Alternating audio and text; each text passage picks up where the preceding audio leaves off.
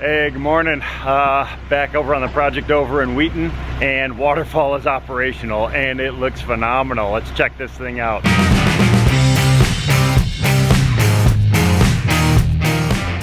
Oh, look at that. It looks great. That is a 4,000 to 8,000 pump.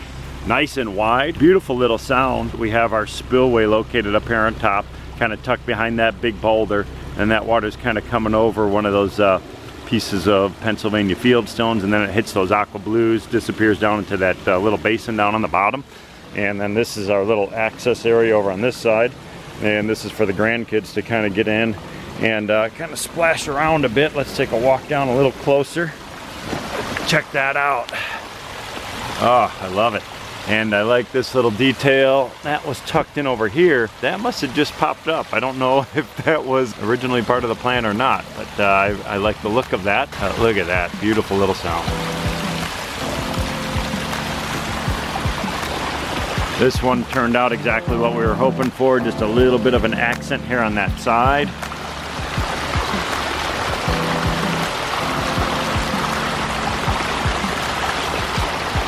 Water's starting out, kind of see what this is set up. So right underneath that is one of the waterfall spillways, and we got that flat slab of stone going over the top of it, so it looks like you can't see exactly where that water's starting from, which is the whole idea. So once this is all planted up over on this side underneath this beautiful tree, you know, that'll really create a neat little effect. But I love the sound of this.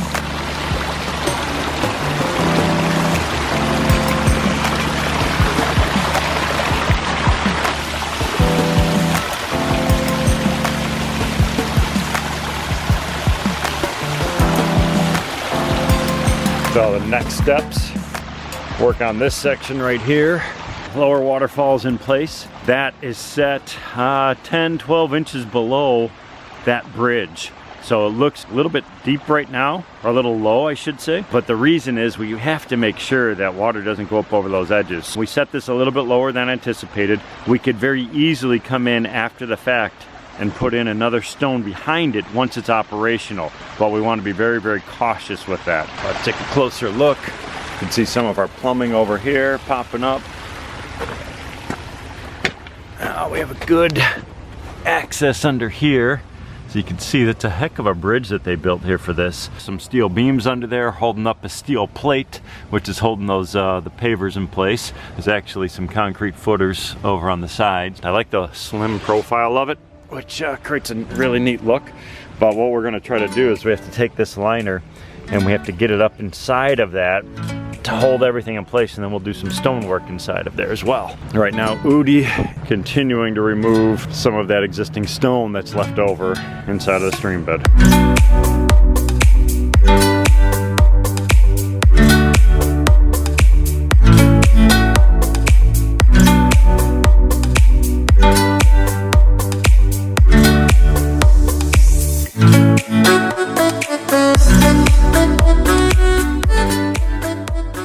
Come on in. She's snug.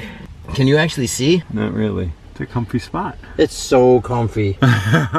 So the challenge with this project, we knew this would probably be one of the harder parts, is working around this bridge. We really didn't want to remove this and do everything. I think it would have added, you know, another day and a half to the project just dealing with this and the concrete footings. So we snuck our liner underneath, we snuck the plumbing underneath, and now we've just got to shore up this liner. And you can see right now it's pretty low, but we want this liner to get all the way up in here, and we want to build it so it's bomb proof, because it's not that comfy under here, and coming under here to fix a low edge would really suck. So we're using this big giant wall stone. We're going to backfill with a little bit of gravel, and these pieces, these big pieces, will hold this liner up high and hopefully make it so it never ever falls down. But right now it's difficult moving these, you know, 50-pound bricks. I think they're 50. At least. Let's tell the audience that they're 150 pounds.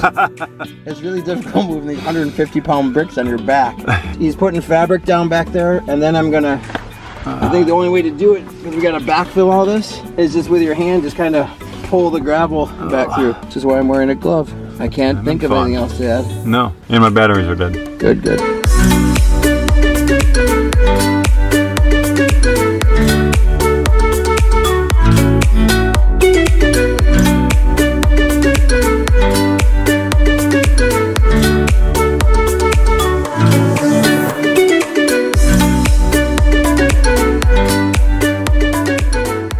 renovation project, and we're just finding all these different things where there was problems. So here's one that we couldn't actually see, but this is backfill underneath the liner. It's all gravel, so it's all crushed stone, it's river rock and everything underneath the actual liner, which obviously for obvious reasons you want to keep away from that whenever possible. Some of the other things that we're seeing are problematic here. There are two liners. We don't really know why. So here's one liner right here, and then there's a second liner underneath. So I don't know if there was a leak at some point and they took all the stone out and just left the old liner and then put another one on top, or if it was originally built like this. So these are questions we don't really know. The idea with protection, not necessarily the liner, you want to have a good padding. And right now, again, there's no padding underneath any of this stuff. So we want to try to get underlayment fabric underneath things. So we'll come over the top. We have the fabric under the liner. Then we have another layer of fabric on top of the liner to kind of sandwich and protect the rubber liner. This is an EPDM rubber membrane. We want to protect it as much as possible. It is very tough, it's durable, but we want longevity. We don't want problems. So the cost of this material, minimal compared with going back and trying to fix a problem after the fact. So taking our time, making sure that we're doing all the layers properly, doing the subgrade material, the liner, and then the padding on top. That's way better than coming in with two rubber liners. So this is going to give us a lot more sustainable installation. It's going to last for years to come.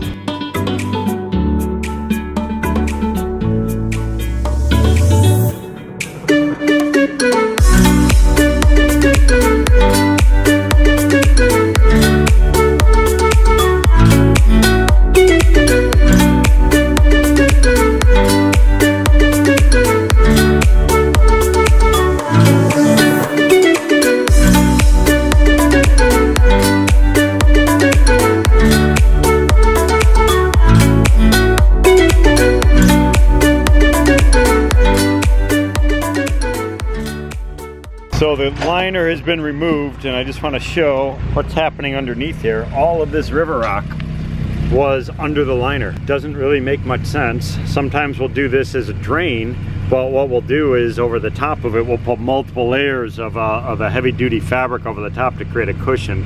And then sometimes we'll even put a layer of soil on top of that, so there's a little bit of a barrier. That's only if you need a drain. This is not a drain because it doesn't really go anywhere. So it's just a pocket right here. And then if you continue following this up, all of this was the old waterfall. So this was all under the liner. So I'm guessing the way they built it was they put the liner and everything in place, they put their boulders, they folded the liner back over, and then they just backfill with gravel. The thought process behind that, I don't really know, other than I guess it won't settle, because that will be good and solid, but just does not make sense to build on top of that. I'm very anal about pulling out individual, one little piece of rock if I see it underneath my waterfall, let alone having tons, literally tons of river rock. Very interesting.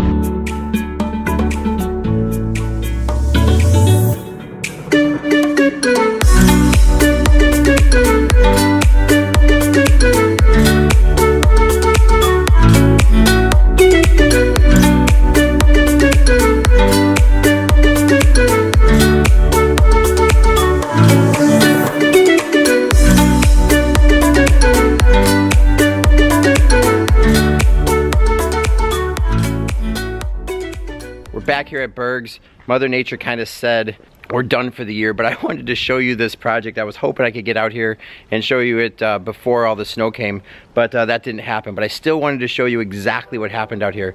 Take a look at this. Look at how much snow we actually got. This is actually kind of cool. Like if you were a kid, look at how awesome this is. All the way to the snow on these arbs. Just totally knocked them down to the ground. Oh, this is so cool.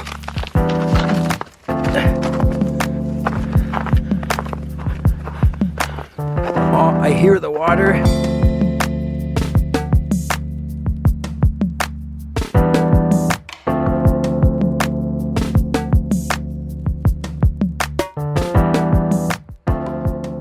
I think last time Ed was out here videotaping some stuff, and that's going to be pretty common for our channel.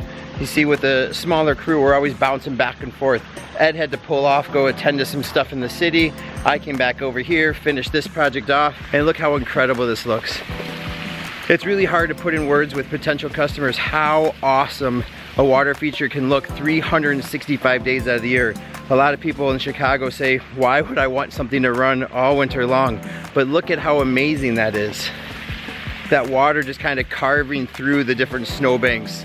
You still get the sound of water. And of course, this is why we design things from inside the house. So on days like this, where you're not gonna be sitting outside barbecuing and sitting on your patio, you can still enjoy waterfalls from inside the home. Obviously, this area here allows this waterfall over here to be visible. And what an awesome place for different birds to come get a sip of water, squirrels, doves, all the different wildlife to come down and kind of interact with this feature. And of course, at night, the underwater lights still stay on. So a lot of times you get glowing lights up through different snow drifts and icicles and stuff. The main question people have is, how is this even possible? If it gets cold enough, doesn't the thing just freeze solid? Well, yes, in a way. It eventually will get below zero out here. At that point, you'll swear that the waterfall is frozen solid because you see no more water movement. But if you stand next to the waterfall, you can actually hear the water running underneath a giant dome of ice. What happens is the air comes in contact with the water, creating a giant ice castle formation. At that point, the ice actually insulates the water running underneath it. The biggest mistake you could make would be to go out there and bust up that ice. By busting up that ice, you allow the cold air to come back in contact with the water, creating more ice, which ultimately depletes from your water source down below. Our job is to take a very educated guess, which is only done by a lot of experience and trial and error. Take an educated guess, how much water will the water feature lose due to the cold weather? So on this project, we put in an enormous tank and we made sure we can run it all winter long. So if you like seeing this stuff, don't forget to hit like, subscribe, comment, all that good stuff. And I'll make sure I keep showing you guys more of our different water features. I love actually showing them to you this time of year because it is truly awesome. Thanks for watching.